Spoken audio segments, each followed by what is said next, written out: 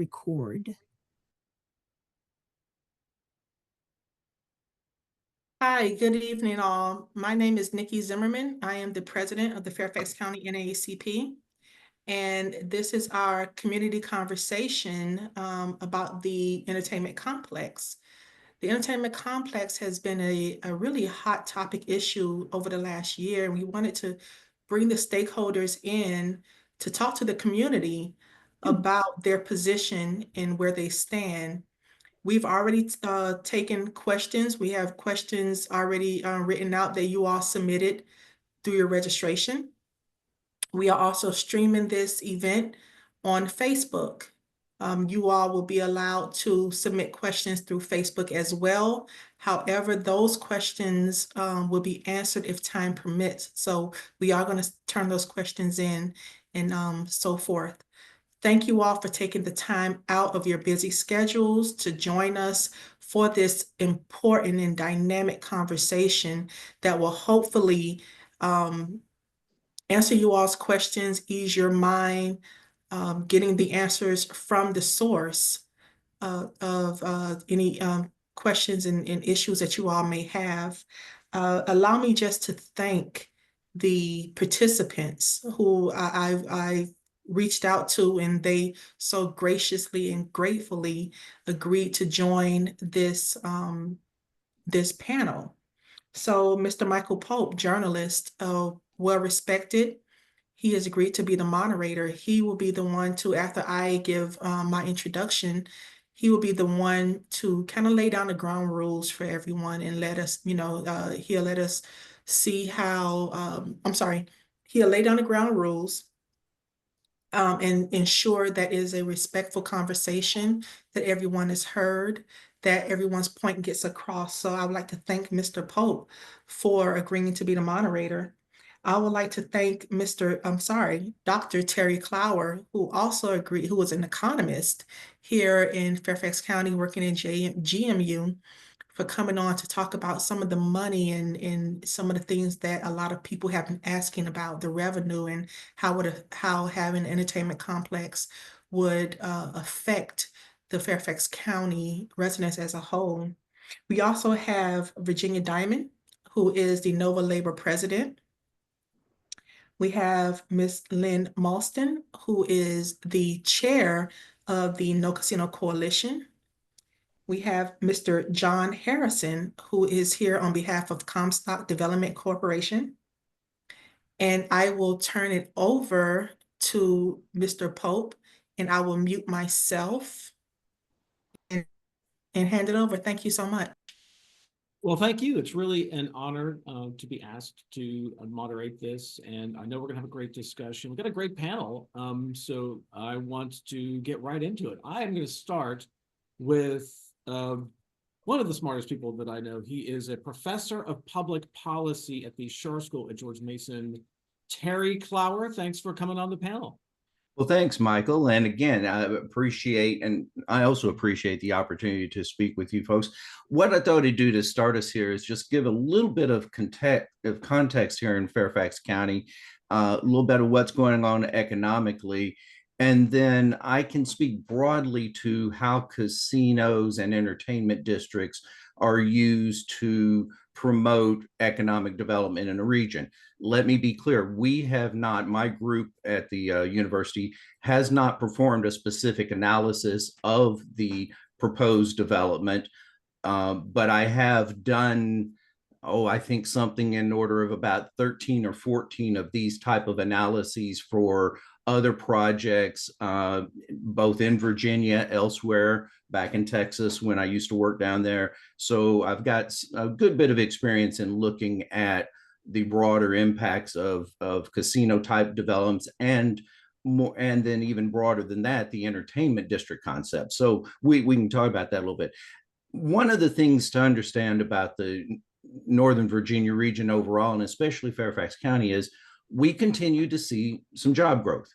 We are not falling. We are not becoming a new Detroit or anything like that, though I must say that there is certainly some well-founded angst at the moment on some of the proposals that are proposed by the new administration for the relocation of federal workers to talk about downturns.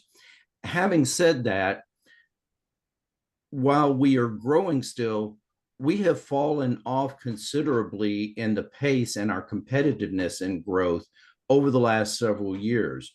If I look at the period of time from 2012, so after the last major recession, the Great Recession, through 2024, we've added about 47,000 jobs in Fairfax County. And that's okay. It's not great, but it's okay.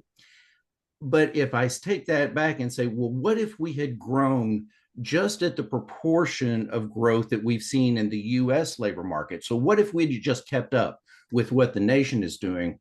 We would today have more than 110,000 more jobs in Fairfax County than we currently have. We currently have about 682,000. So that'd be a substantial growth. And part of this is just because cost of living, cost of housing, and the fact that particularly in the last several years, we've had persistent challenges of retaining workers in this region. We have domestic outmigration, and for those reasons, cost of living, cost of housing. Part of what we need to do as a region is to look for ways of diversifying our tax base. This has been a message that my predecessor, Steve Fuller, whom many of you would have known or heard of, talked about for 40 or 50 years, that we need to diversify away from our dependence on the federal government. And that need is accelerating with what we see now coming in the second Trump administration. But we also need to be a place that is going to attract and retain the young workers. And part of the way you do that is through what's called placemaking. In other words, you create these exciting places where people can live, work in some cases, play. We've seen these kind of efforts been successful in many other markets. We've seen a little bit of that stuff. And a little bit, it helps to explain the success of Reston, if you will, in its early days. It was a live, work, play kind of environment. And so we want to see these kind of developments. I am very excited about elements of the project that's been proposed, particularly in terms of the overall entertainment venues, the housing that would be added, because even though our growth has not been as much as we would like economically, we still have just not developed enough housing units in this region, which is one of the reasons we have high housing prices. It's a pure supply and demand function. And so I'm pretty excited about the opportunities that we could see here. And I'm happy to discuss how some of that works, but we'll let other folks know. But I just want to start that framework that we need things like these entertainment districts. And there's one thing that I can tell you is that the gaming industry represents the kind of revenue and profitability that can help to underwrite all of the other things that we're talking about, from entertainment venues to housing and the rest, that would make it affordable given our prices in this region. Thank you. Excellent. That was a great way to start out the discussion. I really appreciate the way you sort of lay the groundwork for many of the things that we will be talking about. So, important to note here at the beginning of the conversation that we're in the really early stages of this discussion, because their bill that's currently under consideration in the General Assembly allows the Board of Supervisors to possibly approve a referendum that would happen, in the future. So we're still at the very, very early stages of possibly having a casino on the Silver Line. Is a possibility. It's a possible General Assembly could take action this year, and that could happen in the future. And there obviously is lots of neighborhood opposition, which leads me to our next panelist here. She is the president of the Reston Citizens Association, but she is also here because she is the chair of the No Fairfax Casino Coalition. Lynn Molston, thanks for joining our panel. Thank you so much, Michael. I really appreciate that introduction. And I too want to thank the Fairfax County NAACP for hosting this important, unbiased platform where attendees can learn more about the diverse perspectives surrounding a casino in Fairfax County. what I would like to do is let you know that we are a coalition of 27 homeowners associations, citizens associations, and one town government representing over 50,000 voters across Fairfax County. When all of the factors are considered, we believe that there is ample evidence showing that Northern Virginia, and Tysons in particular, would not benefit from a casino, and in fact, could suffer material economic injury from such a facility. Independent studies have shown that casinos in the long term do not contribute to economic growth. We are not against all casinos. We recognize that they can bring economic benefits to disadvantaged areas. We oppose a casino in Tysons and Fairfax County because we believe it would be bad for the county economically, socially, and fiscally. We are more than Tysons area home associations. We represent individuals across the entire county. People who live closest to the casino, of course, have the greatest interest, as their lives will be most directly affected. That is perhaps why the senators proposing a Fairfax County casino chose to do so in neighborhoods far away from their own districts.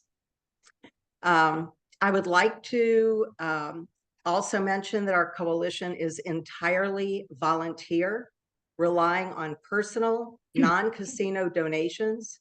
I look forward to an informative dialogue backed by independent studies that show casinos in the long term do not contribute to economic growth. Thank you. Right, thank you so much for that. We're going to now move on to the president of the Northern Virginia Labor Federation, Virginia Diamond. Thanks for joining our conversation. Thank you so much, Michael. And I also want to thank Nikki and the Fairfax County NAACP for hosting this event. We have, as president of Nova Labor, we have worked closely with the Fairfax NAACP on a number of workforce enhancement and development projects.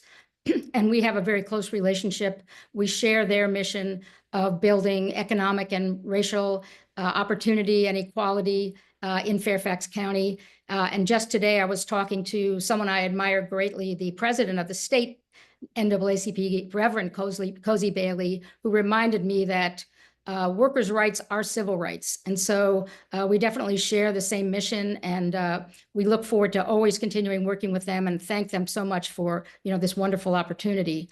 Nova Labor consists of about 80 different unions, probably 100,000 members that stretch down pretty far south in Virginia and west. But what we are doing here is facilitating a coalition of Fairfax County and Northern Virginia unions that are advocating as our top priority to have the opportunity for Fairfax County residents to vote in a referendum on this project. The reason why this is so important to us is that we have agreements with the developer, which are unprecedented, which would allow more than 5,000 blue-collar workers, hotel workers, janitors, restaurant workers, retail workers, casino workers, stagehands, carpenters, painters, electricians, all to have the opportunity to work at union jobs. So having more than 5,000 potential union jobs in this project would be transformational, not only to the lives of more than 5,000 families and tens of thousands of kids whose parents would be able to afford to live in Fairfax County, who would be able to work one job instead of multiple jobs. In Fairfax County, there's a total of one union hotel. There's 99 non-union hotels. The difference between working in a union hotel and a non-union hotel is whether you have to work 3 jobs or 1 job. The union representing hotel and hospitality workers recently negotiated contracts that pay $33 an hour, that have family health care, that have pensions, where people have obviously the dignity and respect that comes from collective bargaining. So bringing those rights to these workers, primarily immigrants and workers of color in Fairfax County would be a game-changing for the tens of thousands of families here who are really, really struggling. Right now, those workers who are construction workers, carpenters, painters, laborers, very much vulnerable to wage theft, misclassification, exploitation. These agreements protect the construction workers, more than 2,000 construction workers. They provide a pathway to middle-class careers, blue-collar jobs as electricians, plumbers, steam fitters, carpenters, et cetera, through paid apprenticeships, which are available on this project. Even in the hospitality industry, we have career ladders. So you can start as a dishwasher and you can work your way up and you can become a chef. So we feel that this would create a complete change in the fabric of Fairfax County for blue collar workers and immigrant workers, workers of color who are here. We also have partnerships with numerous minority-owned small businesses who are going to be part of this project. I know that the largest Black-owned hospitality company in the nation based in Virginia is a partner on this project. So, you know, we feel very, very strongly. We've never been given the opportunity for workers to join unions. As people may or may not be aware, in this country, workers do not have the right in the private sector to just form unions. They can be fired, they can be threatened. And for those of us who are familiar with the Starbucks campaign, which I worked on here in Virginia, most of those workers that I worked with were fired that were leading that campaign. They still don't have a contract 3 years later. A hotel that was organizing in Arlington, half of those workers were fired. There's only one way to get workers the right to have a union, and that is an agreement, as we have here, where the owner, the end user, the developer says that we will not interfere, that you have the right to unionize, we will not fire people, we will be neutral. And that's the only way in this country that we can have unions. So we have this handed to us right now. And it's never happened before. And it covers 4 million square feet of this project. Everybody wants to talk about a casino, but this is a convention center. This is a performance venue.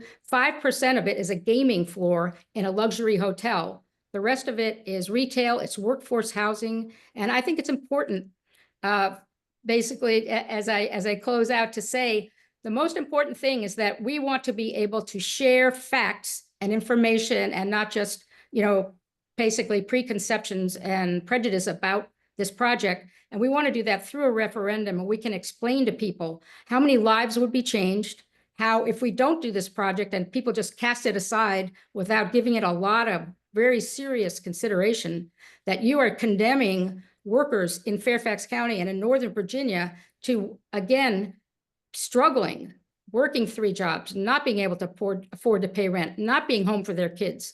And so I think in addition to talking about just sort of the revenue aspect of this, which I think is important, but our consideration here is, in this country, workers don't have the right to unionize. Here we have more than 5,000 workers given that right. We feel that would change the whole atmosphere here in Fairfax County. And this is what this nation needs, or we're going to continue to descend into a nation completely divided. So we really want this to be considered seriously for the sake of the working class people of our county. Thank you very much. Great, that was excellent. I certainly appreciate you giving that statement. So we're going to now move on to the Executive Vice President for Development at Comstock Holdings, David Harrison. Thanks for joining our conversation. Hey, it's John Harrison, but I'm sorry, thank you John. very much. Appreciate everybody making this possible, and look forward to you know, the conversation that we're going to have this evening. I think, Michael, just to reiterate kind of where we are in the process, Comstock has been advocating for legislation to be passed that would enable the Board of Supervisors to choose to pursue the opportunity to have gaming in Fairfax County. So we have a project that we've put together, but that project is not selected, if you will. The legislation is not specific to our location, and it is subject to the Board of Supervisors action and ultimately what I would imagine to be a very public competition for the right to be the operator and developer. So our advocacy is really we are not gaming operators. We build mixed use projects. For those of you who don't know, we're about 9 months away from opening a mixed use project at the Wheelie Avenue Metro Station. The combined project that we've developed here actually exceeds the size of Amazon's HQ2. It was done with no public financing, but half of it was a public-private partnership with Fairfax County, and was originally intended to be a parking garage in the county's view. And then Chris Clemente, our CEO, essentially went to Fairfax County and said, "Hey, I've got a better idea. What if we, instead of building, 3,000 parking spaces in a garage and 30,000 square feet of retail, we went vertical and ground leased the property from the county for 99 years and that developed about 1.5 million square feet of mixed use, which is the home to tenants like Google and Rolls-Royce and a number of others." So that's what we do. Our employees work here, live here, part of the community, have been working in the area for a long time. So I think we look at what's going on in Tysons as an opportunity to bring really an entertainment anchor to a larger mixed use venue that really includes that kind of live, work, play. And I think with respect to Lynn's comments, I would just say, Lynn, I think there are a lot of facilities that probably fit the bill as what your concerns are.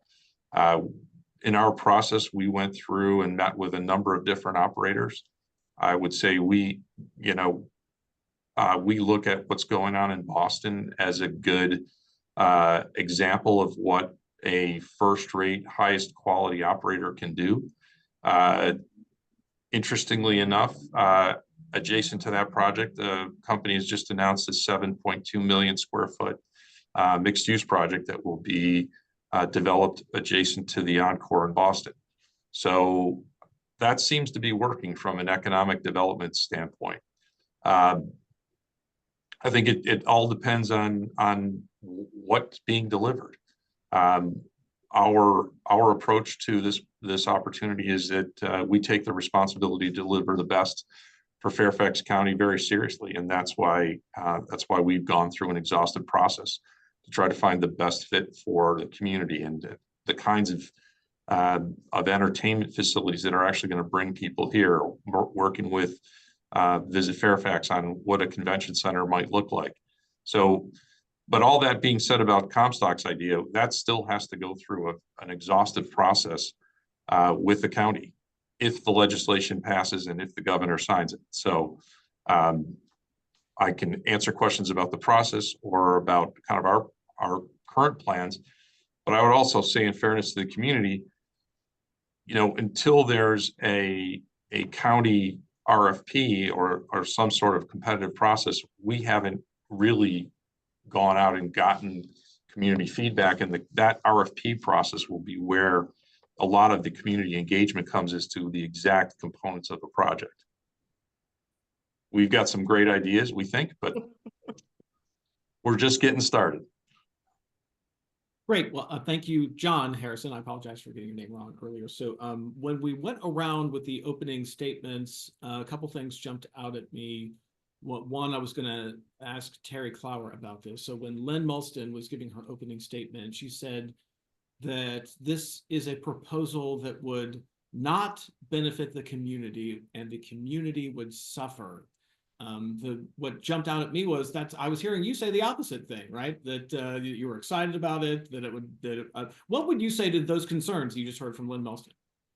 Well, and certainly, and Lynn and I have not had an opportunity to meet before, and it's nice to meet you, Lynn. And and there are, I'm sure there are studies that have been out there, much like we've seen across other kind of developments that will go one side or the other, and you have to look. So I would want to take a look and see what the studies did. I'm less concerned about who they did the study or who funded, but the methodologies and the data and the way that the research is done. There is no doubt that a standalone casino, if plopped in the middle of of a Native American reservation, may or may not succeed. Right? You have to be, the context is important, and that's why I emphasize that what we're talking about here is a placemaking effort where you're creating the reason for people to be someplace, what things that folks want to see. Remember the excitement that we had about potential of having some basketball and hockey being played in Alexandria, recently. And of course, that did not work out, but it is having an anchor tenant that attracts all of these other activities that are entertainment venues. One of the things that I think is interesting to consider is that Tysons Mall actually served that function for a long time and retail, but it was, remember, going to the mall was an entertainment function. And that just simply isn't the case as much anymore. And a lot of that is because of the degree to which we're doing our shopping via Amazon or other online sites. So, the role of the mall has shifted, and we've seen a lot of mall developers actually struggling now. The retailers are struggling, and then the developer and the operators are struggling just because of we've changed the way we shop. The other thing that I think is important here is also the context, again, of that competition. Fairfax County needs the tax revenue. And we see that both in terms of what the growth has been. Again, using that time period of say 2012 to 2014, the commercial tax base in Fairfax County has only grown 16%. And the net result of that is Fairfax County residents pay higher taxes than they used to pay. The tax rate is higher than it used to be. And indeed, we keep hearing from the county, it hasn't happened yet, but I am expecting a meals tax to be imposed in Fairfax County just to meet the obligations. So we need the revenue generation that can come from this entire development, not just the casino operation. Yes, a lot of that money winds up, the gaming tax money winds up going to the state, but the property values, the taxes on personal property of all the equipment that goes in, all that kind of stuff. Those are things that can be used to help offset the tax burdens on Fairfax County residents that are undoubtedly rising. So similar question to Lynn Molston. You just heard Terry Clower say that he was excited about the possibilities here for entertainment, for housing, that Fairfax County needs the money. I mean, we're talking about a range of tax revenue from all kinds of different taxes. What would you say to what you just heard Terry Clower say? Well, yeah, thank you so much, Michael. I do want to go back to something, if I may, what John had mentioned first, and then I'll get to the, I think from a procedural perspective, in terms of having this go to a referendum, the way that this bill has come about is completely backwards. First, the Board of Supervisors have not asked for this authority. The attempt to provide them with this authority without their requesting it sets a dangerous precedent. It's for every local jurisdiction in the state. If powerful economic interests decide to put something in your backyard, they can do so at the state level as well. Local elected officials should have a say in this, given their total community viewpoint and familiarity with the local economy and culture. What's more anti-democratic? A move by a single property owner and casino interest to foist a casino on Fairfax County without the county's assent? Or our work on stopping a casino at its outset? If this measure goes to referendum, then the pro-casino interests will throw millions of dollars to get people to vote for it. Anti-casino proponents will have nothing but bake sales and private donations to fund the efforts. So fighting a casino takes substantial governmental time and resources away from other critical issues. Now, from an economic perspective, Terry, you will appreciate, we have posted all of our resources on our website. If you go to nocasinocoalition.org, we have a tab called resources, and there is a research menu there. Academic studies have been done that show the damage that casino operators are inflicting on local economies and on society. I recently read an article in The Economist. There was a woman that wrote a letter to the editor in that same magazine who talked about her son who had young son, placed a $10,000 bet on the Stanley Cup. He lost that money. He continued to gamble to try and win it back. He lost that money.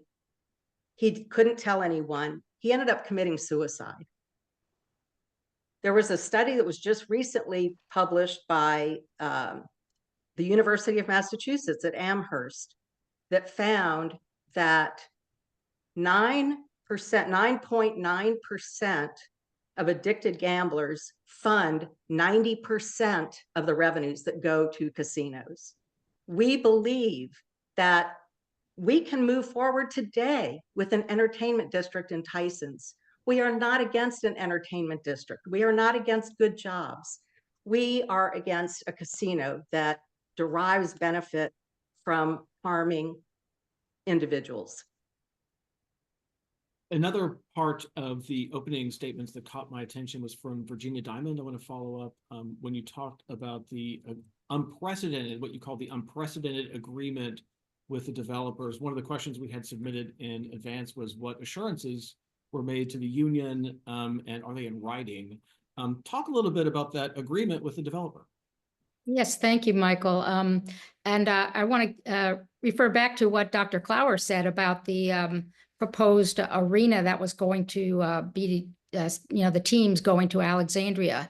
And we met with the developer there and we said, are you creating minimum wage jobs, poverty jobs, or would you be willing to sign labor peace agreements and project labor agreements that will allow workers to come out of poverty and get middle class jobs? And the developer there said, poverty jobs all the way, no unions, we don't want anything to do with labor, basically. So we opposed that project. But, by contrast, the developer here has signed binding agreements. We're very familiar with a project labor agreement, a labor peace agreement.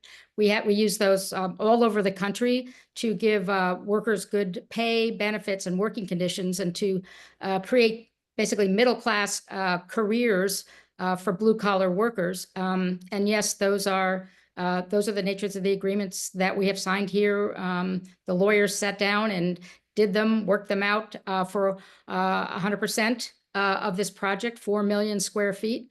That has never, ever happened before. To the extent that we try to get our elected officials at the local and state level to leverage their financial incentives to require developers or owners to sign these agreements. We haven't been able to convince elected officials to pursue that. Generally they just give the money away and just expect that, that's the economic benefit. But we want workforce development to be part of those incentives. Here, there are no incentives that are being asked for. We simply have that agreement in place, those agreements in place in writing. And we're very confident that these are exactly the tools that we've used in other places to give workers that fundamental civil right of having collective bargaining rights and being able to get, to turn poverty jobs into middle-class jobs. So we're ecstatic, and we know this will never happen again. And it would be tragic if this can't be something that gets explored more fully through the referendum process. And speaking of the referendum process, I wanted to follow up with John Harrison. You walked through the process here. We're in the early stages. The General Assembly is considering a bill that would give the authority to Fairfax County to possibly maybe have a referendum in the future. So we're really at the early stages of that. But, at each point, it's, people essentially asking themselves, do we want to move forward with this? You heard all those concerns from Lynn Molston. What would you say to these the people in Tysons Corner and Vienna who don't want this in their neighborhood and are concerned about this? Well, the first thing I would say is, I think it's really worth a trip to see the type of project we're talking about built and open. And I think it's a very different experience than going to some of the other projects that you might think about, in Charlestown, West Virginia or something. This is not the same thing as that. It's sort of like, would you equate a grocery anchored shopping center with Tysons Corner Center Mall or the Galleria? It's a very different experience.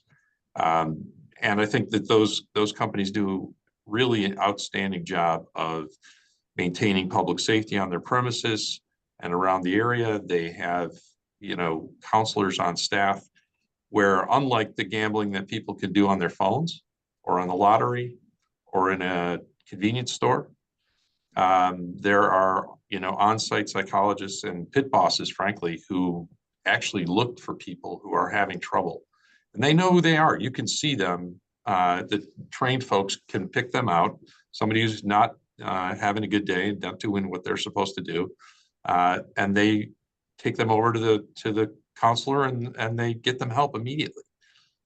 Furthermore, if someone is on the selected to be on the problem gaming list and they come into a facility, that facility is fined, regardless of what they've done to prevent it. Even people who have changed their license plates, used a fake ID, disguised themselves, the gaming operator is still the one responsible for that. So it's a very serious undertaking on the part of the operator. And I think everybody gets a chance as find out more about it. I think we've done a lot of research with people that we think are experts in the field, and some of the concerns that Lynn has voiced, I think we don't share the same conclusion about what the research does. So I think there's obviously going to be research on both sides of every issue anywhere, but I think part of our view is pick the right type of facility, put the right kind of operator in the right place, and really work to be a benefit to the community and be an opportunity to change some lives. I just want to go back to kind of what Ginny was saying. We started our relationship with organized labor very, very early in the process, when we thought there was no chance of anything even becoming a law on this. And we did that because we are committed to this being a real game changer for the community. Because once the snowball starts rolling down the hill, we've got a lot of things that we can do for folks with labor, change their lives. It's too soon for having snowballs roll down the hill. All right. Sorry. I mean, last couple of days, I admit it's been tough. So there is one topic that dominated the question. The folks at the NAACP sent me dozens of questions, and there was one theme that came up so often that I want to actually go around the panel and get everyone to talk about it, which is crime and addiction, social distress, social rot. It dovetails with a question actually I'm getting now on Facebook from one of our viewers that said was wondering about that, what about this issue of crime and the negative influences, and particularly having disproportionate impacts in different communities. Terry Clower, I'll start with you because I'm sure you've looked at these in different communities. At the top, you mentioned 13 or 14 analysis of different projects. What has been the findings there in terms of the relationship between crime and these kinds of operations? Sure. And Michael, I have to be clear that some of the stuff that we've done, like I said, we haven't done a particular study of this proposal yet, but going back, I remember in particular a presentation that was done by a chief of police to the National Coalition Against Legalized Gaming. And Lynn, I'm not even sure they're still there, they even exist anymore. They kind of, but they used to be, quite prevalent in these negotiations. And he was telling me to be, that understand that as an entertainment venue, it is not uncommon to have an increase of some property crimes, purse snatching, those kind of things. In fact, one of the highest crime rates we have in this country is in Orlando because of Disney World. It's a crime, crimes of opportunity. What we hear more concerning, and of course, you can always point to particular anecdotes of horrible instances where people get themselves into trouble with gaming. The last numbers that I saw suggest that about 1 to 2% of the population are problem or compulsive gamblers, and they even make between those two. So, problem gambler is somebody that probably gambles more than they can really afford. The compulsive gambler is the one who actually, might commit other crimes or do other things that's more harmful. And I think it's interesting to conceive of in this day, given the growth of gaming overall. We're doing sports bettings on our phones. We're doing all these others, that the problem is already there. And I remember at one point in one of the presentations that was done all these years ago was saying that while the pocket crimes kind of stuff, a purse snatching or somebody doing a smash and grab in a car that's on a parking lot or something like that, that occurs where the venue is. The other types, more serious crimes, occur where people who have problem gambling live. Well, the data we have now tells us that 30% of the people who gamble at MGM across the river are Virginia residents. So if we have some problems, we already, they are already there. Folks who may be problem gamblers have that problem. And do we need programs that would help those people with their problem? And certainly so. And the tax base that you get out of gaming is usually, for most states, is partly directed to that very problem, to addressing that. I do think it's interesting to note that recently, as recent as I think it was 2022, 2023, the National Institutes of Health, where most of the federally funded research goes on that would address these issues, funded in that year, fiscal year, funded no studies addressing the problems of gaming addiction. So there are probably some things that we could do about that, and even advocate for more resources to come in the terms of research and intervention problems. John mentioned, and this is something that you see in all of the literature now that talks about the degree to which the gaming industry itself is trying to intervene and keep these folks from doing that. That doesn't keep them from gaming necessarily. You can't keep them all from stopping if they can open up and do DraftKings on their phone.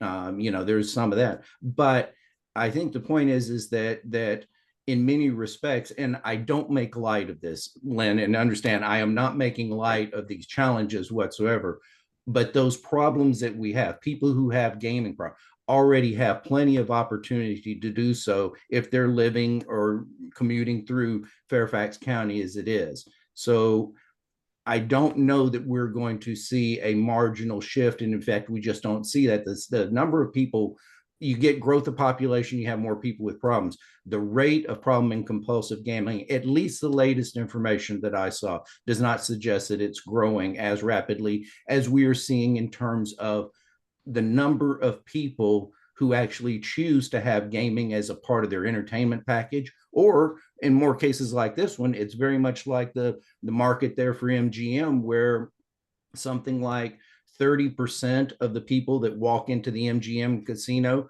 don't gamble. They're going there for the entertainment venues and the restaurants. So, between all of that, I appreciate the thoughts, and I certainly would encourage us to have programs.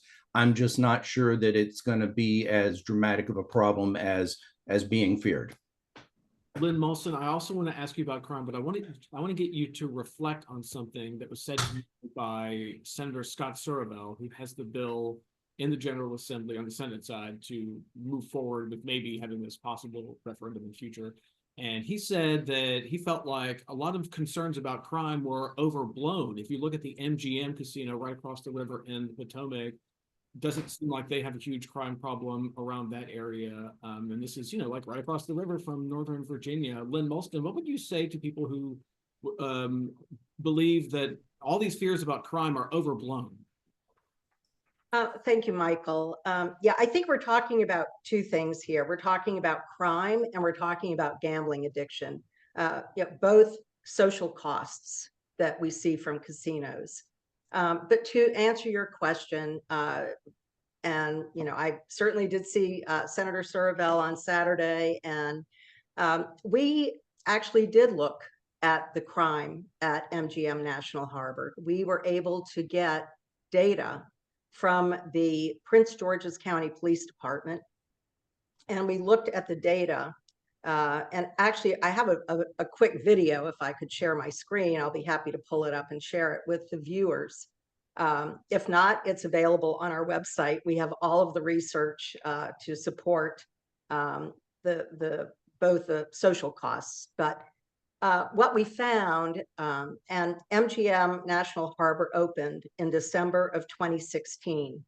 So we got data for the full year of 2016 through 2019. We removed, and this is for a 2-mile radius around MGM National Harbor. We removed all of the crime data that pertain to Tanger Mall outlet, the Tanger Outlet Mall, and we wanted to look specifically at the crime data, excuse me, around MGM National Harbor. Over a 3-year period, we found that the number of offenses increased 14,641%. Not 1,400, 14,641%. Again, this is based on data received from PG County Police. The facts speak for themselves. We believe that the state should not be raising tax revenue off of when we talk about addiction. We don't think that the state should be getting tax revenue off of these types of serious addictions. And then with tax revenues comes all the social costs. The question is it worth it? Given how paltry the estimated tax revenues are and the high degree of risk that the existing economic infrastructure, we just believe that the economic structure of Tysons would suffer irreparable damage. And we did see that the new bill has dropped and that it does not necessarily include Tysons or is restricted to Tysons, but we do have that data, and we do have the fact that the 2019 JLARC study, from an addiction perspective, we've talked about crime, let's talk about addiction. The 2019 JLARC study concedes that at least 5 to 10% of regular visitors will develop gambling problems. Studies have shown that very few problem gamblers seek help. So much of it remains hidden. Much like the story that I shared with you all that was in the letter to the editor from The Economist. Because treatment programs address only those people who seek help, they are inadequate. Studies have also shown that a casino in Tysons would lead to gambling addiction within our neighborhoods. Even if the proportion is small, the social costs are high. Studies have shown that every dollar of tax revenue created by gaming is accompanied by $3 to $5 in additional social costs. Simply put, it's a bad bet. Thank Virginia you. Diamond, thank you. Virginia Diamond, I also wanted to ask you about crime. If you were to see this list of questions that I got, you would see like half of them basically are about, you could put them in a group here: crime, addiction, social disruption. People are concerned about this. What's your reaction to that? My reaction is that I just think it's really important to have, actual studies and data that people can explore. We have, thousands and tens of thousands of workers at union casinos who are able to buy houses, support their families, and I know in Prince George's County, those workers there who are so grateful to have those jobs are also able to go to community college for free because of the revenue. So I just think that, and I would implore, our legislators and our Fairfax County Board of Supervisors to give us the opportunity to have an open sharing of all of the different studies and data through the referendum process. I think that's important, and let the people weigh it. And I just want to jump in too because our coalition consists not only of all of these blue collar workers, but we also have the Fairfax County Federation of Teachers who are very concerned about low teacher pay and about the potential revenue that can come here. They're being told that their collective bargaining agreement cannot be satisfied, that the money's simply not there. And so we want to at least seriously explore how much revenue is actually here and not be just sort of throwing back and forth, just different seat of the pants claims, but really let this be handled in a systematic way and let the county decide. We have a lot of gambling that goes on in our establishment. It's shocking, but there's now, convenience stores that's on your phones, et cetera. So I think that's a topic that is worthy of discussion. But what we're talking about here is the opportunities for revenue, for economic development, and for lifting people out of poverty and into the middle class, and tens of thousands of kids whose parents can come home for dinner and help them with their homework. Same question about crime to John Harrison of Comstock. Obviously, you heard Lynn Munston address these concerns, which Right. were also reflected in this list of questions. What do you say to people who are concerned about crime and social disruption? I think, Michael, what I would say is, first of all, I'd be more than happy to come back and do this again and bring actually an expert on the topic. No offense, Terry, but there are people who study this that we've engaged with that do not arrive at the same conclusion as Lynn and her group. Frankly, if you go to a gaming facility that's a regulated gaming facility, there's probably cameras everywhere in that facility, parking lots, kind of every place and usually criminals realize that they're going to be on camera. So they go somewhere else. So, anecdotally, the mayor of Danville, I think, said most recently, in the same period of time that the Danville Caesars Casino opened, there were something like 45 incidents at the Walmart and 4 at the casino. Should I stop going to Walmart? The answer is obviously no. So look, these are serious questions, and I don't think gaming or people who are gamblers and have a gambling problem, that's a broad area that's more than just a facility in Tysons. That problem is already here. You can gamble as much as you want on the lottery site or on your phone. And so I completely agree with Terry that there needs to be more intervention and resources put to that. I think if of all the places you could gamble, a high-end entertainment trophy resort casino is probably the safest place you could gamble. That's our opinion. But I'm happy to come back, bring a person who studies this all the time that we've sought out and happy to discuss it. The statistics that Lynn quoted, news to me. So I will happily review those and we'll do our own deep dive into it. But that's not it. Those are not numbers that I've heard of. Those are not numbers that we, in our research and our due diligence, we've come across. And so I'm happy to get further informed, but we have not seen the conclusions that Lynn has reached from our research. All right, I've got a question we got submitted in advance about revenue, so I'm going to throw this to Terry Clower and anyone else that wants to jump in after he's done. I definitely would love to hear any perspectives that we have about this. So there's this revenue. I mean, there's a lot of money that's going to come from the gaming tax and the hotel tax, the meals tax, the events tax, and it's could be a windfall for Fairfax County. Where's that money going? Is it going to go to schools or is it going to go to police? Terry Clower, explain, follow the money for us here. We know where it's coming from. Where's it going to go?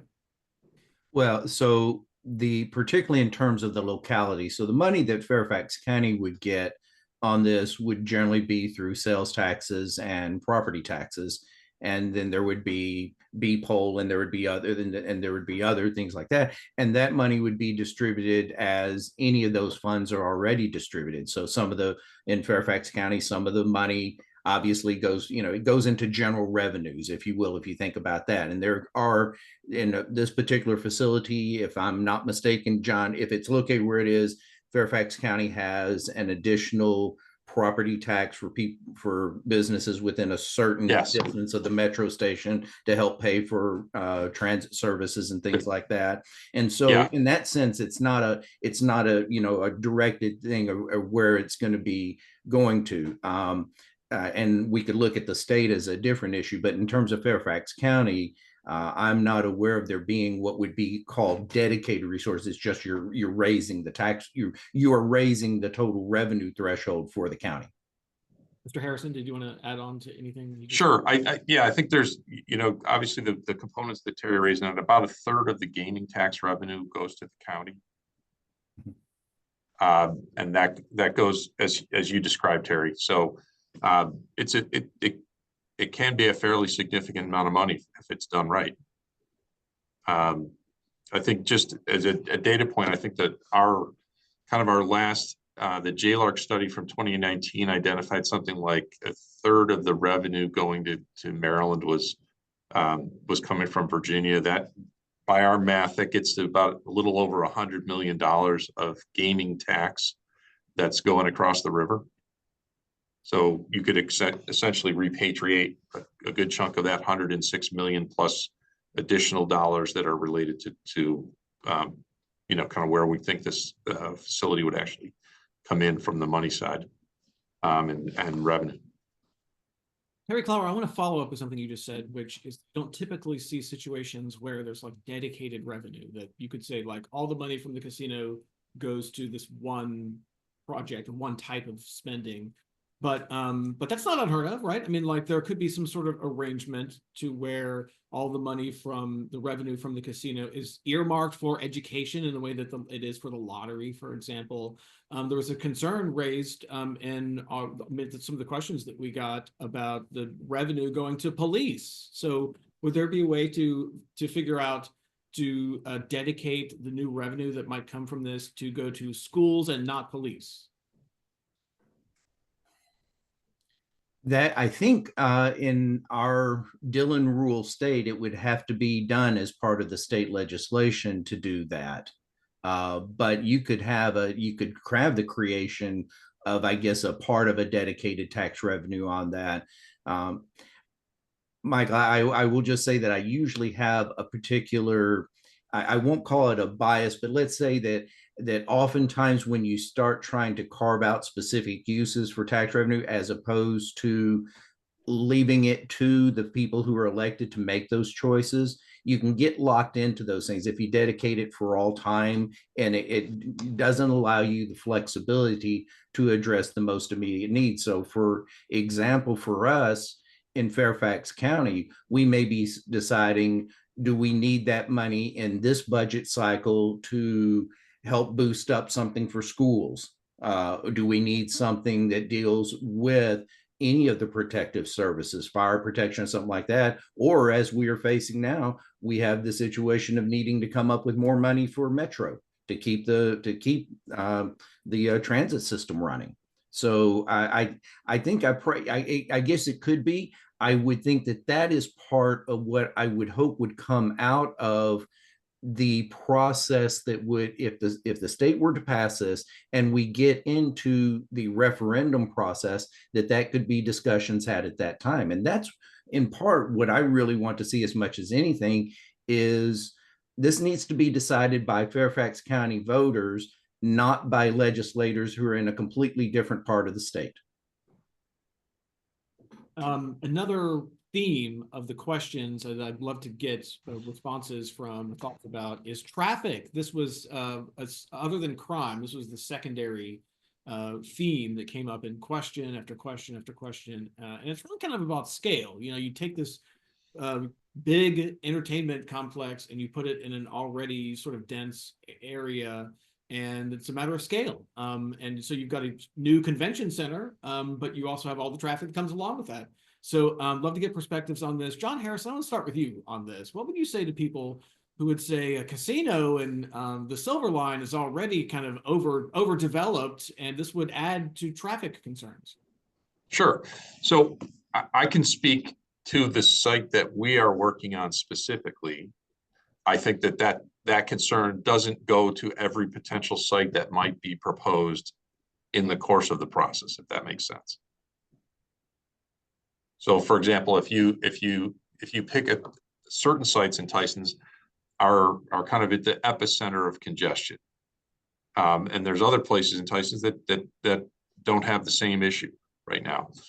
We think that the location that we're working on, which is already entitled for, you know, several million square feet of office space, actually the traffic is equal or less than what's currently entitled on the site that we are working on.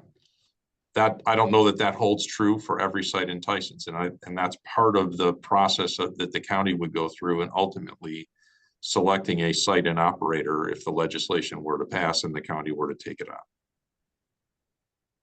And same sort of question about scale to Lynn Mulston. You know, this is an area that's already dense. It's already urban. You know, people used to call this Tysons Corner when it was a backwoods area. Now people call it Tysons because it's so modern and hip and urban. I mean, this is like, what would you say to people who say this actually fits with what Tysons is and what could be in the future? Thank you, Michael. If I could, I just want to go back and just say one thing about the tax revenue discussion that we were having that Terry shared. The proposed tax revenues for Fairfax County from a casino are minuscule in comparison to the annual school budget. 50 million versus 2 billion. Casinos create problem gamblers, and the associated social costs of broken homes and financial distress. Studies have shown that increasingly the gambling industry targets youth. This gets to the teachers union. Our teachers are going to be counseling kids that are addicted to gambling.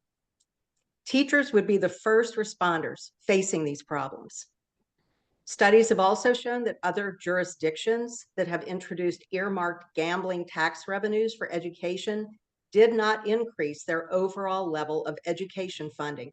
In most cases, funding from other sources have been shifted away from education, leaving overall spending levels unchanged. Now, let's talk about traffic. Casinos present their own type of traffic challenges. First, there will be many more drivers at peak times for casinos, which are weekends and holidays, who have been drinking. Second, road rage is likely to increase as stressed problem gamblers drive to and from the casino in a highly congested area. I think about kids that are, you know, people that are in the casino. Casinos run 24/7.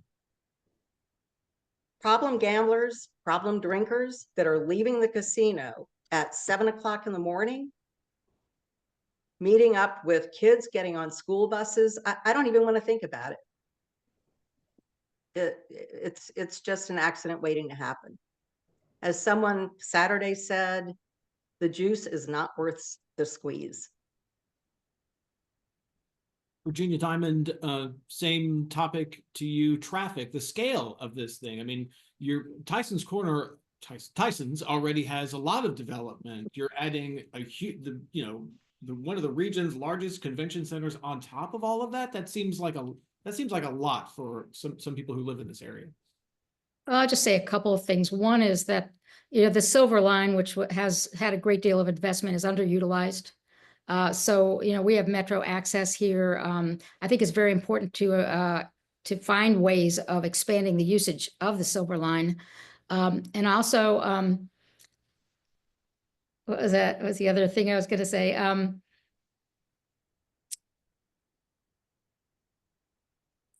I think that a lot of the throwing out of data, statistics, random studies, opinions, anecdotes, I really think this is why we need to have a serious exploration of this, bringing in experts in the context of a referendum, so we can do traffic studies, so we can answer this question. I can give you my opinion. It's really not worth anything as far as exactly what the impact on traffic is going to be, or what, who's going to be driving drunk at what time of night, or anything like that.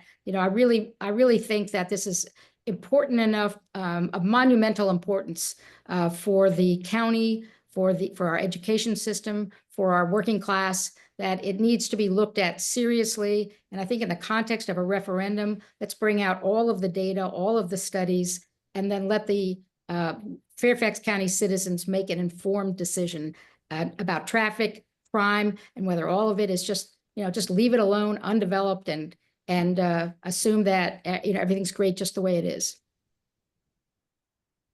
Anyone else want to weigh in on traffic concerns or the scale of adding this kind of development? All right. Yes. I want to say one Mike. more thing, if I may. Sorry, Michael, whoever I spoke over, I apologize. An entertainment district is going to drive additional traffic. It's the casino component of this equation that drives a whole different dynamic that is detrimental. So the concept of doing a grand entertainment district is fabulous. Let's do it. We can do it today. I believe that Comstock has approvals in place from the county to get things going there. So I mean, it's the casino component that is the traffic worry. Thank you. Mr. Harrison, sounded like you wanted to weigh in there. No, I'm good. All right. Terry Flower? That's fine. All right. We also had a question about tax incentives. I guess this is a Terry Flower question. What kind of tax incentives do you think that we might see here? What kinds of tax incentives do we typically see with projects like this? I might see something. Maybe there might be elements that might be more of a public-private partnership in nature, but I would not expect Fairfax County to change its long-standing disdain for doing what are considered traditional economic development tax incentives. I would not expect there to be any at all offered on this one. There might be parts of it in some parts of development where there could be some kind of a public-private partnership that's done on something, where the county could do that. I don't know that. John actually would have more details about at least what they're looking at. But I would say for most of these projects of this magnitude, particularly with the casino base, incentives are not needed, nor are they usually asked for. That's correct. Yeah, I think Terry, the only area where there may be some public-private partnership is on the convention center side of it, because typically the county wants to have, sort of control of the management of that facility. So that's the only. You typically don't see convention centers in private hands, but we're a long way from knowing what that looks like. Right. Another theme of the questions was about affordable housing. I want to throw this to Virginia Diamond because, a lot of people, when they were asking these questions, were essentially raising the concern of what happens when I can't afford to live here anymore. It's like this area is already very difficult to live in because it's a high cost of living in this area. And then if the price of housing just continues to go up, is there any assurances as part of this that affordable housing will be part of this proposal? I think that John Harrison will be able to answer this better, but my understanding is that workforce housing is a part of this proposal. And I also always want to point out when people talk about, difficulties affording housing in Fairfax County, there's one component of that can be addressed through this project, and that is raising people's wages. It's very important to remember that housing cost is in relation to how much people are earning. And if their earnings are stagnant and housing costs go up, then that's what causes the problem. This is a situation where people can be doubling their pay and being able to afford more in rent. And we see this every time workers successfully organize a union. They increase their pay and they can afford better to live here. But the workforce housing component, I would defer to John. Mr. Harrison? Yeah, I think as a baseline, the affordable housing component in Tysons is something like 20 or 25% of all the units constructed are committed to affordable housing, the county's affordable housing program. So that being said, that's the baseline of where it comes in, but there will be an enormous affordable housing component in the project. It will be built in high-rise multifamily housing, which is unfortunately the most expensive kind of housing you can build from a physical construction cost. And if I could just add, I'm sorry, I just want to add to what Virginia was talking about in terms of wages. I think it was the 2019 JLARC study that said that the wages would run somewhere in the vicinity of $33,000 a year. I think an updated JLARC study is probably in order if this were to move forward, but that was what I believe I read. Yeah. Lynn, I would just say none of the other gaming facilities, to my knowledge, in the Commonwealth are have union workers. And so in the casino? Yeah. Yeah. In fact, in Petersburg, they kind of did an end run on folks to avoid it. So our approach has been very different here in Fairfax. Question. I think Question about that approach from Facebook, and I guess this is a question for Virginia Diamond. Since there is not a site developer and no casino operator selected, how can we be assured that the jobs will be union jobs? We're only assured of that if this goes forward with this developer. We would love to have every developer that has any project that they want to propose to work with labor and to make that a win-win situation for the working class. So yeah, no, if it's not this this developer, then we don't have any agreement.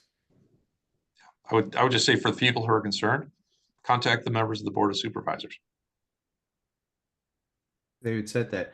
Michael, I think it's important to make a little distinction here, and John, you can help out with this. Let me kind of, I won't call it teeing it up, but just there is a very big difference between what we have heard referred to as affordable housing, which is set aside for people who are below a 60% AMI, Right, versus using the design and the structures to build housing that is workforce affordable, which we generally think of as folks that are making that 60 to 120% of right. AMI. So, it can be, and those are the people that would be, many of whom Virginia's talking about would have the jobs. Yes. So, Yeah. and there are things you can do with that. So that means that not everything you're building is a luxury, a condo that you're doing, that you're doing the structures in such a way through the amenities and the size of the units and things that you can do to actually then have units that are affordable to middle income jobs.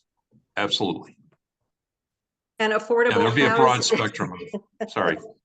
Yep, no, I'm sorry. I just wanted to add that affordable housing requirements are, for development in Fairfax County, that's a requirement. Yeah, I think I said that. Another question from Facebook here. I'll actually just open this up to the panel. Anyone that wants to jump on this one. If casinos are the anchor tenant that we're talking about here, how can we be sure these societal ills that come with increased access to gambling don't disproportionately impact our communities? And that it was also a theme of the question is disproportionate harm to certain communities. Anyone want to take that?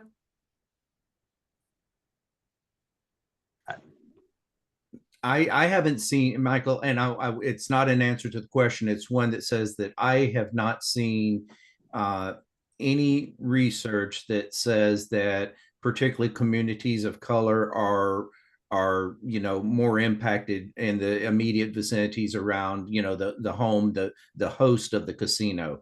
I think it'd be interesting to see. I don't know the answer to that, but but again, we come back to the broader issue of having the resources to address the addictions that are already out there, because we have certainly everybody, most folks have phones, and if you have a phone, you can be in DraftKings in 5 minutes. And I'm not particularly picking on that particular company. There are a lot of sports betting books out there, but they're the biggest. Anyone else want to jump in there on that one? Well, I think that I already shared the statistic that for every dollar of tax revenue, you incur $3 to $5 of social costs. Okay, so it's almost 8 o'clock, which we were supposed to start sort of winding down around 8. So I am going to do a kind of reverse intro, I guess, an outro, closing statements, I guess you could say. I'm going to do it in reverse order from what we did at the top. So I'm going to go John Harrison first. What did you hear tonight from this discussion? And what do you want our viewers to walk away from this discussion having learned about this? Sure. I think obviously there's a lot of concern about the negative aspects of gambling. Candidly, I think that those concerns should be in place regardless of whether there's a casino in Tysons. If you're a problem gambler, you've got a problem now. And I think you can go to National Harbor, you can go to Charlestown, West Virginia, you can go on your phone, you can go to the lottery and gamble. So I'm not dismissing those concerns. I'm not sure that that the statistics that we've heard have gotten an adequate rebuttal, and I'm happy to come back and actually bring somebody who does this for a living to speak with Lynn and her folks to offer a different point of view, because that's not what we've heard, and certainly not the revenue benefit analysis that's been conducted by Lynn's group. I would also say that if you want to know who's against this, the real people that are against it is MGM. In fact, my understanding is they paid for the bus for Lynn's group to go to Richmond last year. So there's a lot to be done here. The decision making that's going on right now with the legislature is really to give Fairfax County the opportunity to make a decision. That opportunity can have some significant financial consequences and can really be a catalyst for additional development and development, frankly, that's already contemplated in the Tysons comprehensive plan. So the area is expected to grow. Unfortunately, it was expected to grow with a lot of office space. And I think the office market and the dynamic of work from home or work remote is really going to change the outlook for the possibility of additional office development in Tysons. So we think there's a lot of merit to the proposal that's making its way through the legislature. And we look forward to being in the competitive process in Fairfax County if that legislation comes to pass. And Virginia Diamond, same to you. What do you want viewers of this program to walk away having learned about this proposal and thinking about this moving forward? Thank you. And I want to thank the Fairfax NAACP again. And I think I want to end by echoing the comments of the president of the state NAACP, Reverend Bailey, who said workers' rights are civil rights. I think what I want people to take away from this is that the problem of the lack of access to union jobs for working class people is major cause of instability and insecurity and inequality in our county, in our state, and in our nation.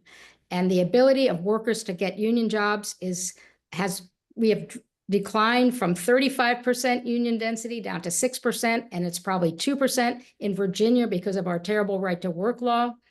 And I think that it would like everybody who is considering this to take very seriously the question that if you are going to wave away the potential of 5,000 union jobs in the private sector, where are you going to send those 5,000 people to get jobs that they can afford to continue to live here? Because we don't have the opportunity to have union agreements that allow people to organize. We don't have a federal law to protect us. This is our only chance to lift people out of poverty, to address income inequality, to reverse the existence of a Gilded Age. And we, in Fairfax County, we could take that step. And I hope that, we can all partner to figure out whatever concerns people have, how to make this work. Thank you. Lynn Malston, same question to you. What do you want our viewers to walk away from? And also, I'd like to follow up with something John Harrison said. Did MGM pay for a bus to send your supporters to I Richmond? was going to talk to that. Thank you for asking that question, Michael. Yeah, so as I mentioned in my opening comments, our coalition is entirely volunteer. We rely on personal, non-casino donations. And last year, we were in the process of scrambling to pull together a lobby day. I was on the phone getting quotes from bus companies to find out what it was going to cost us to get a busload of people to go down to Richmond. And we get a phone call from a colleague at Reston Association saying, hey, I've got this guy you ought to talk to. So we call this fellow from Plus Communications. Little did we know they were representing the casino. And they said, what do you need? And we said, we need a bus. So the bus showed up. And later we found out, and we have set the record. We do not accept money from casinos, Plus Communications. But in closing, again, I want to thank Fairfax County NAACP. And Michael, I'm going to thank you for serving as our moderator. You did a great job, very balanced and fair. Thank you. I think you have all heard the diverse perspectives of the panelists here tonight. In closing, let me just say that everything I associate with NAACP, while not explicitly stated in its mission, is centered around healing and lifting people up. Casinos do not do that. The county can enjoy good jobs and tax revenues that continue to build the vision for Tysons Corner and Fairfax County through the development of an entertainment district without a casino. We look forward to refocusing our efforts on this. And I look forward to working with the panelists here tonight to make that vision a reality. All right, Terry Clower, the pressure's on. Going to round it out here. We heard a lot of statistics. My brain is crowded with all these numbers. How do viewers of this make any sense of all of this? Well, I think in some respects there's kind of really two key points here. The first is this notion that I mentioned just a few minutes ago, and I'll just repeat it, that this is an issue about Fairfax County. And I'd like to see this process go through the state legislature so that Fairfax County residents make a choice for what they believe is best, however it comes about. John has been in the development game for a long time, and he's had wins and he's had losses. I mean, we all have these things, we win some things and we lose some things, but we want this to be a decision made by the residents of Fairfax County that are going to be directly impacted, both the positives and if there are negatives.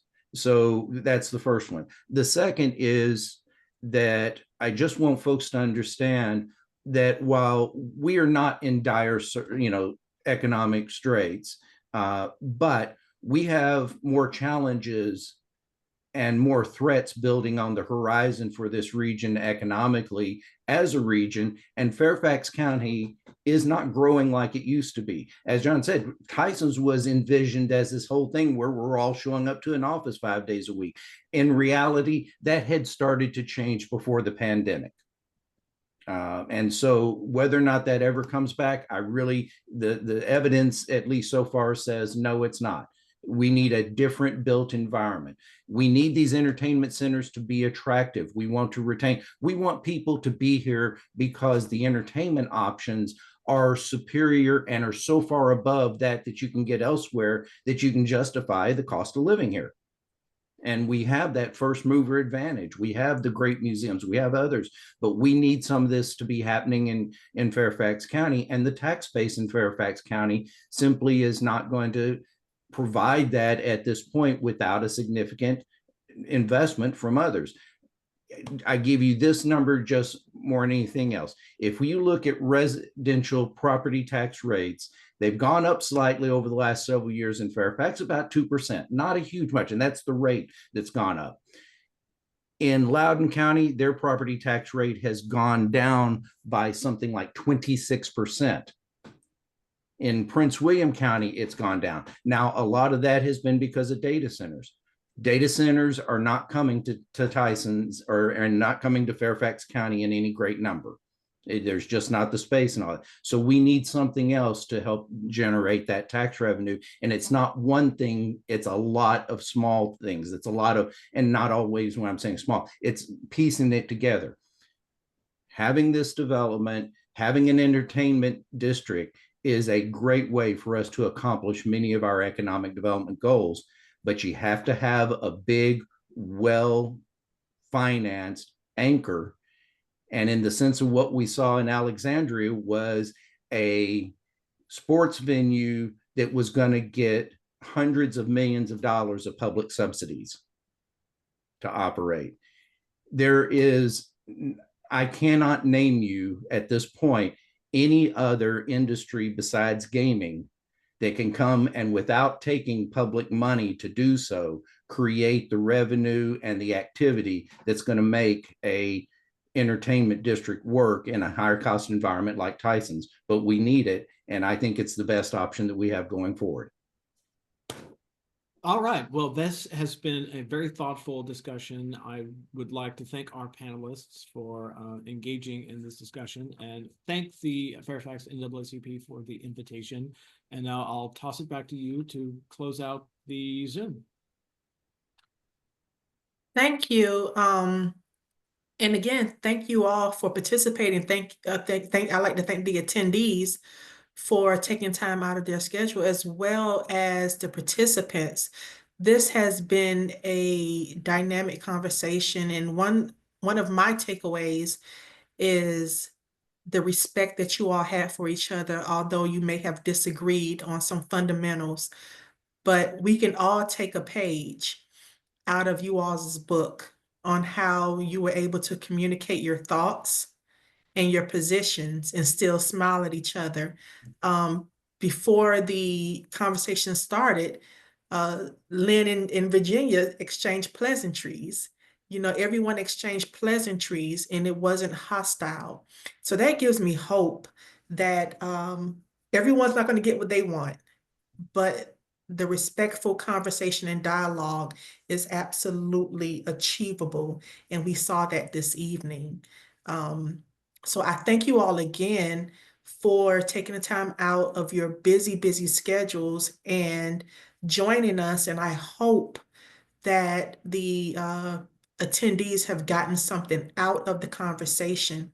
One thing that I will ask is if the panelists, if you all don't mind, some of you, Lynn and maybe Virginia and Dr. Clower, if you can put your emails in the chat, if someone wants to ask a question, following up to get a little more clarity as they let the information roast in their juices a little bit, they can circle back to you all for this conversation and continue to keep it going. So thank you all again.